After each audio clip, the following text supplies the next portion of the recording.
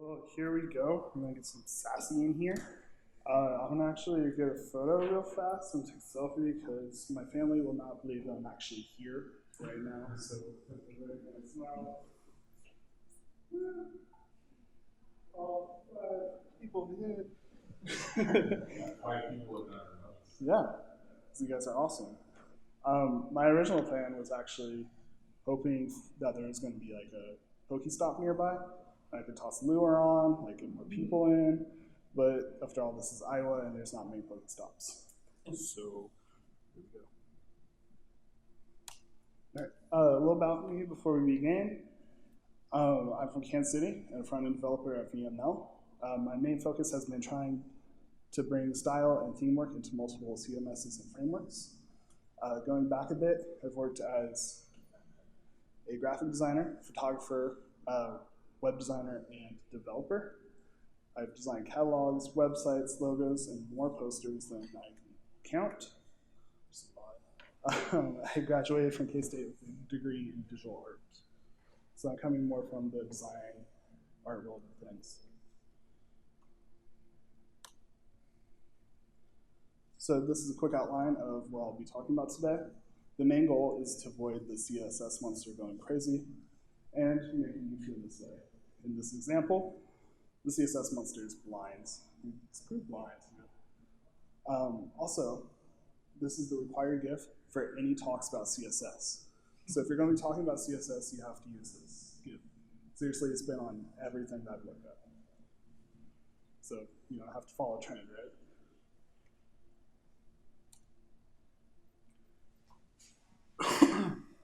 Each site I've worked on covers a variety of different platforms and frameworks, such as WordPress. I was wondering if we can mention that here, but since it's been in like every talk so far and nobody's been kicked out, I assumed it's okay.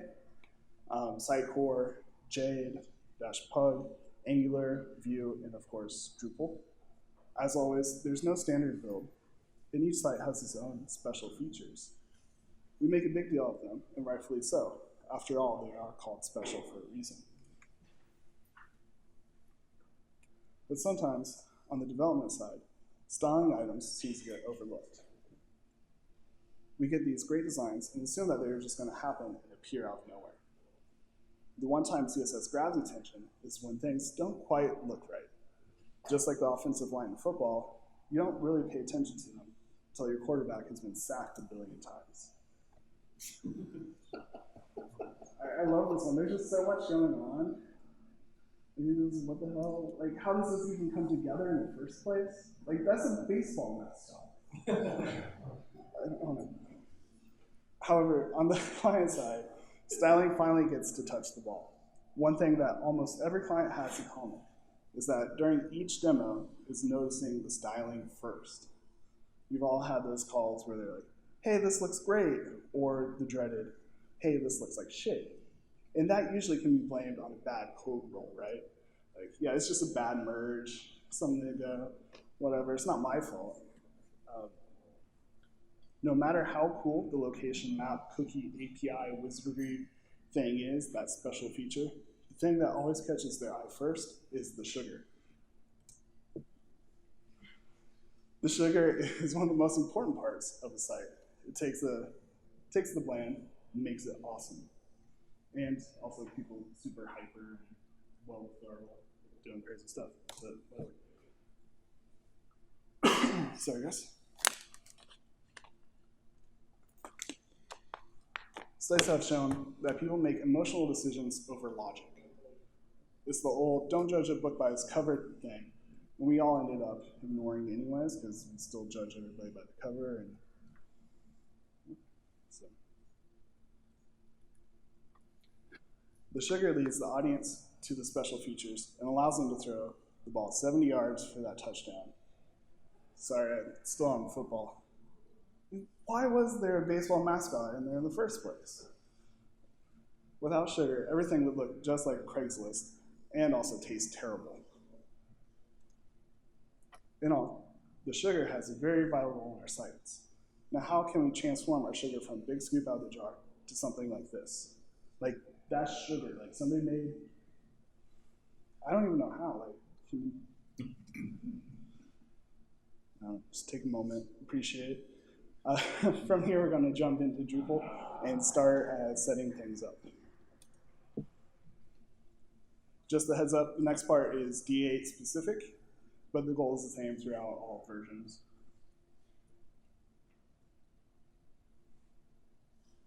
So here we're going to create the basic structure files for Drupal to recognize our theme and start pulling our files. Drupal 8 uses YAML files for configuration. We start by creating the file info.yaml. The name and location of this file is very important. It needs to be directly inside your theme folder, also named the same thing. So the best theme.info goes in the best theme folder.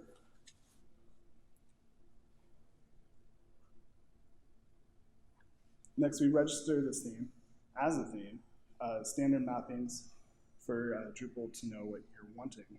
So this is just saying, hey, this is what I do, I'm a theme, love me. There's that somewhere, and there's one of those. After saving the file, we proceed to enable it. It can be done through the Drupal GUI or through Drush with this command. By the way, this is one of the best examples of fake code on TV. Have you guys seen this episode? They're like fighting a hacker, and they just grab the same keyboard and go shh, because that's really how it works, right? I mean, I'm not a hacker, but I assume that that is not logical. The next step is that the roots for the CSS files. Following the consistency and naming convention, we create a file called the best themes library.yaml, in which we will place the file routes so this can pull that one CSS file that will be generated. The global-css name makes sense for global files, where you can change that to whatever to work with your project. You can include multiple CSS files or your one compiled file, depending on if you're running different tasks or if you need to break something out separately for whatever purposes. I'm going to assume that there's some level of experience with compilers for your Sass and everything. We all have our favorites and our own snippets that we use all the time, like error logging, or anything that automatic refresh, which is nice. I've worked on Drupal projects using Node Sass, Gulp, and Compass. So you can choose what works best for you and your project and your team. There's really no preference here. As long as the browser can read it, nobody else is. So minify it away.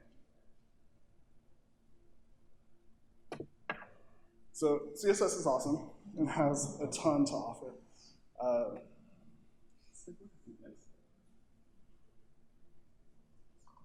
So this is going to be like kind of like a little overview of some cool things we can do in Sass, and then we'll jump into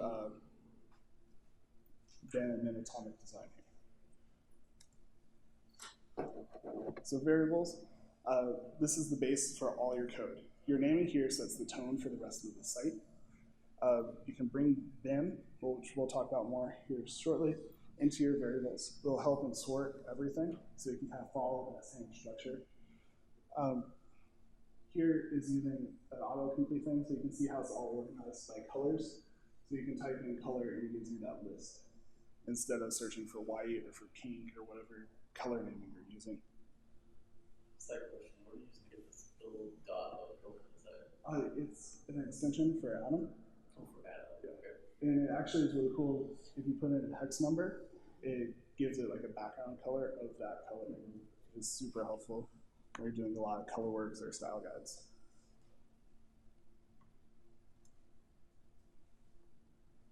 A function is very similar to mixing. However, the output from a function is a single value. This can be any Sass data type, including numbers, strings, colors, booleans, or lists. The function does something for you, where a mixin includes exactly what you have. So you can run this here. This example is made by a coworker named Andrew. Sometimes we have people come into the site, they need to do a little theming, but they don't understand ems, rems, view widths, view heights. And so here, they can input the pixel value, and it does that conversion for you. This one's set up to use rems, but you can modify for whatever. So here in this usage, you just specify the function name and the number that you want. And we'll do that calculation for you.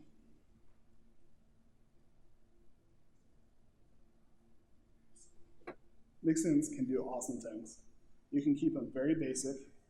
You can use them for vendor prefixes or do a little logic for you. This one sees what the value is set and gives the media query for the size. So here we'll specify what breakpoint we want, and then that checks here in this if statement, and it gives you the min width variable that you set. And it also logs an error if that's not supported.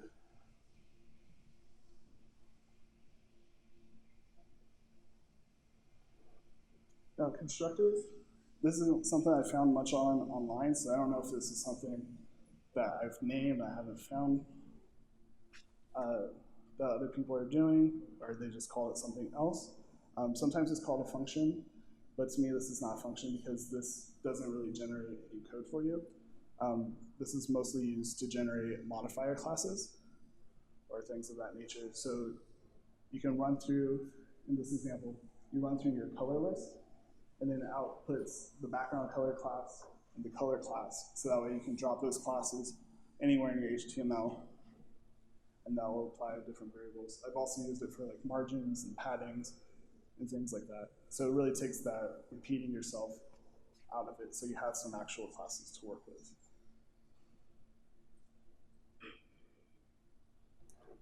The biggest thing with Sass is breaking it up. You want to keep that specificity as low as possible.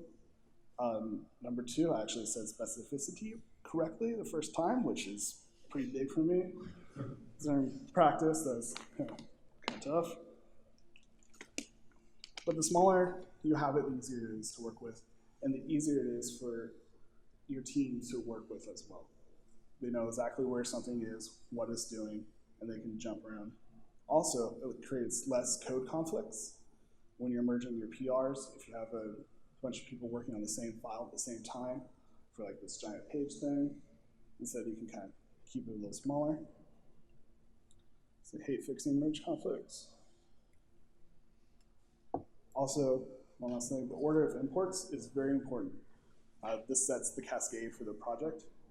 So you want your variables in defining stuff at the top that are going to be used globally, because otherwise, if it's below another one of these files, you won't be able to use it.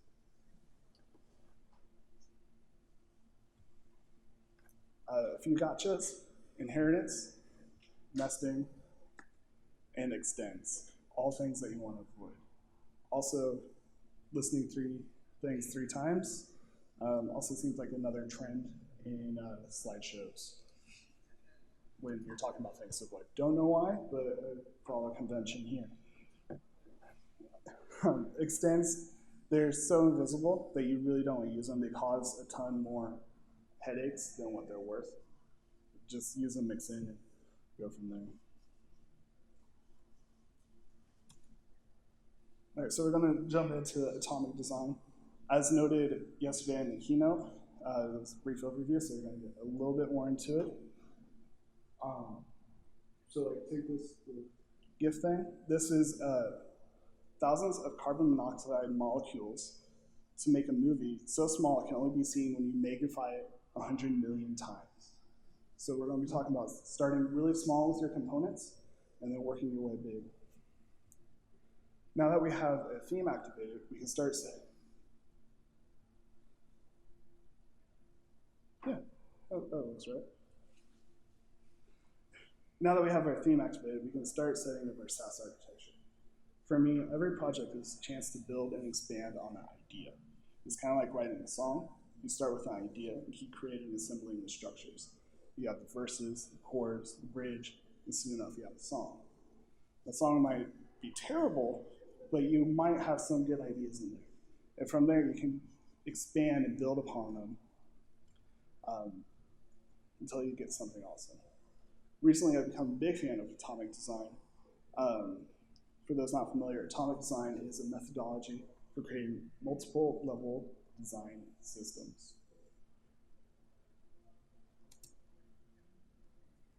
I know this one's from me, which I'm quoting myself in a quote. This is what I've been looking for a long time now. I just never knew the term or how to put it. I was very excited when finding this. So Brad Frost, the original coiner of Atomic Design, has named a few of these different levels for us to use. As mentioned yesterday, we have atoms, molecules, organisms, templates, and pages. They all do very different things, but they're all made of atoms, just like in biology. This is a great animation here. So it shows you how it starts really small with those individual fields and then expands larger into different groupings. So you have your atoms, then you go to molecules and you group your atoms. And then from molecule, you jump to organisms, which are full component blocks. For us here, we're only going to be focusing on the first three. Templates and pages are really more for your HTML layouts or templates or however you're moving that.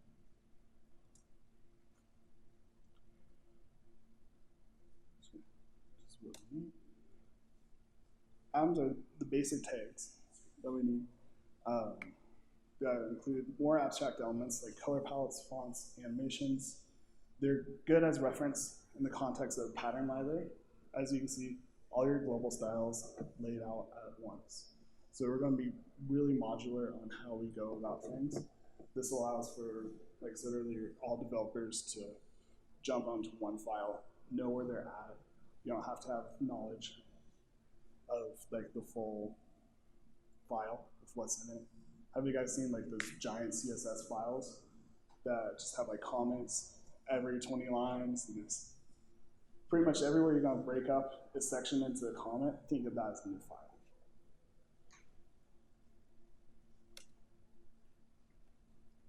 So with molecules, we're going to start combining the atoms together. Molecules are a group of elements that function together as a unit. So for example, a search input button atom can combine together to form a search form molecule. So building up to molecules from atoms encourages a do one thing and do it well mentality. While molecules can be complex, as a rule of thumb, they're relatively simple combinations of atoms built for reuse. The built for reuse is a very good point because this is exactly what we're trying to do. We're trying to make these structures that we can use everywhere on the site. So we don't have to keep building things over and over and increase some technical debt. Organisms are groups of molecules and possibly atoms joined together form distinct sections of the interface. So here we have our header, and inside that we have our icon here, and each one of those are different atoms that make up that menu, and the rest of the header parts. So for each one of our folder structures, we have one import, and that imports everything else. So header imports butler bar, and it's the mega menu, and then mega menu imports the other items from there. Organisms consist of similar and or different molecule types. For example, a header organism might consist of diverse components like a logo, primary nav, search form, a list of social media, but a product-grade organism might consist of the same molecule, possibly containing like a product image, product title, price, repeated over and over again. So for that, we don't need to repeat it in our Sass, but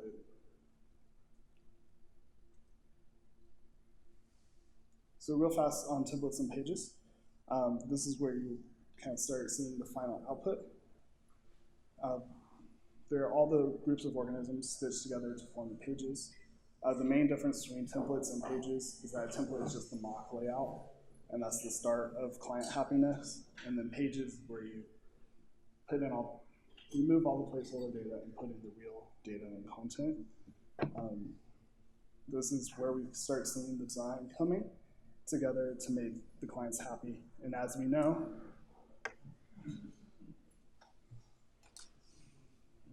just leave that open for a bit. Smaller.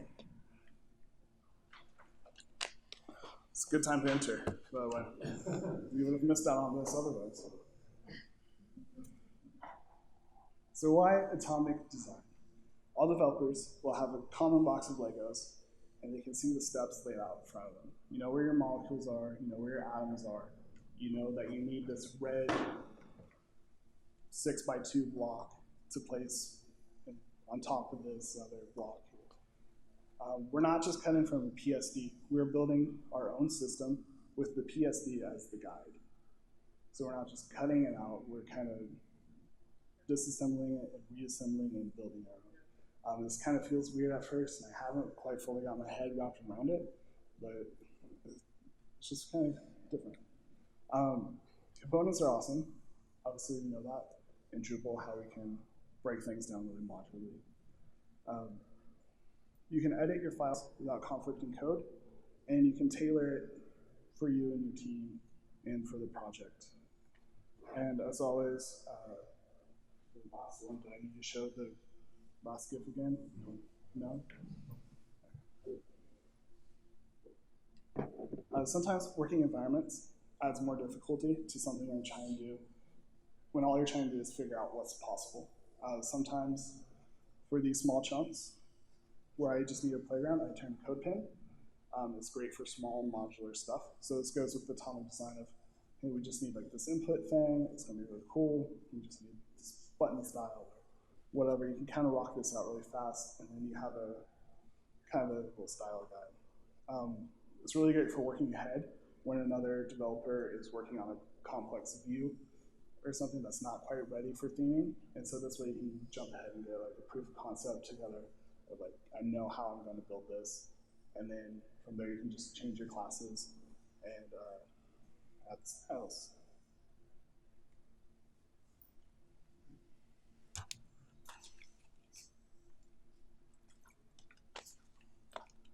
So, names. We're gonna jump into BEM. Have any of you guys worked with BEM before? Use it a bit. It's a naming convention. The Drupal 8 CSS class names are based on the BEM methodology in hopes of resulting in more transparency and meaning. Which is a good goal. It's the preferred naming convention for Drupal. You just don't see it around too often currently. Using BEM with Drupal at times can be difficult.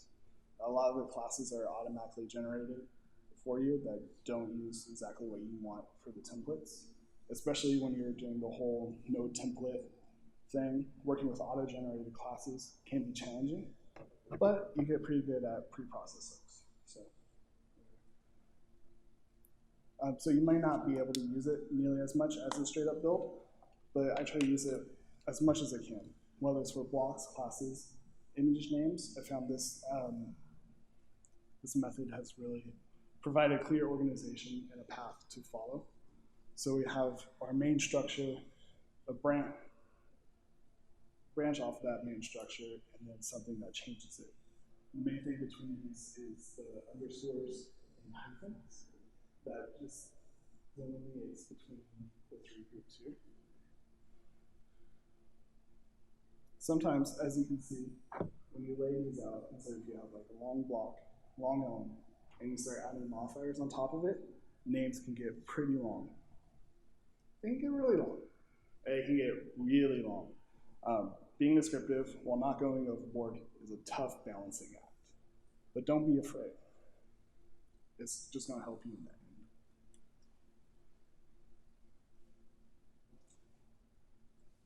Few cool points is, don't go crazy with elements. Just keep it pretty simple. Don't match the DOM. It is what you want it to be. The point of them is to tell developers what's going on with an item from its name alone. So for example, we have a person. The person is our main group. That's the main component. And then from there, we can build it down. This can work in your HTML structure if you're working with templates, or in your styles. It's not specific to either. So we kind of break it into these different elements. So like the face is an element off of the person, and so on and so on. For the eye here, the person eye blue, that dash blue is a modifier. So we can pass in different color variables. It could be green, red, whatever. And so that way we know that that eye is always green. Whatever we set. Again, it's easy to navigate. No use for source maps, because you know in that class what everything is, where it's coming from. Especially using atomic design, if you name everything correctly, you should be able to trace it right back to that one atom file. No style collisions. You won't have multiple items named the same. As always, less nesting. In Sass, you can get a little crazy on your nesting. We try to use it as little as possible, just so that everything starts at base 0, and then it's really easy to override things. It promotes consistency across all your developers and your teams, and it's also really easy to hand over. It's really pretty cool, and I hope that you're able to incorporate it as much as possible inside your sites.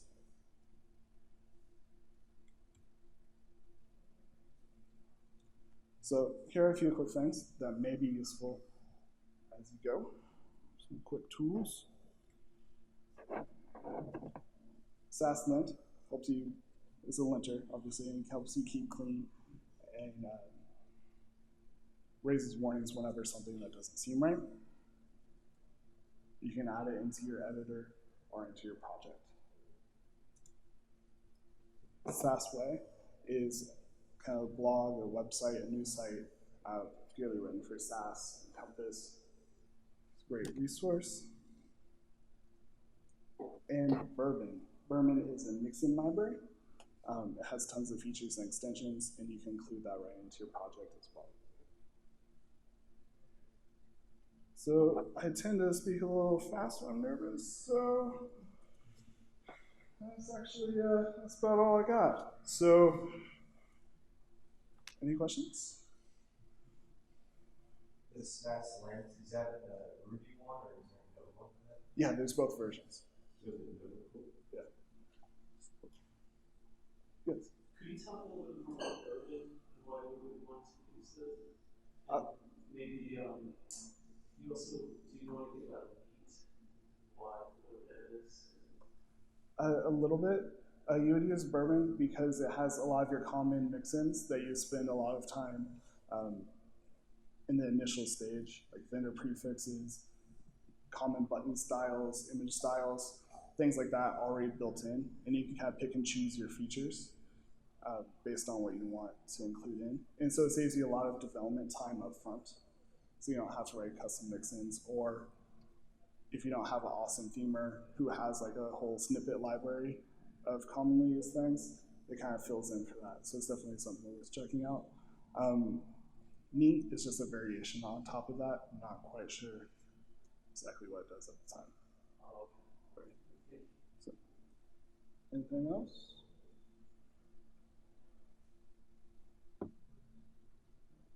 All right. Well, thanks for coming, and I hope this was a little helpful.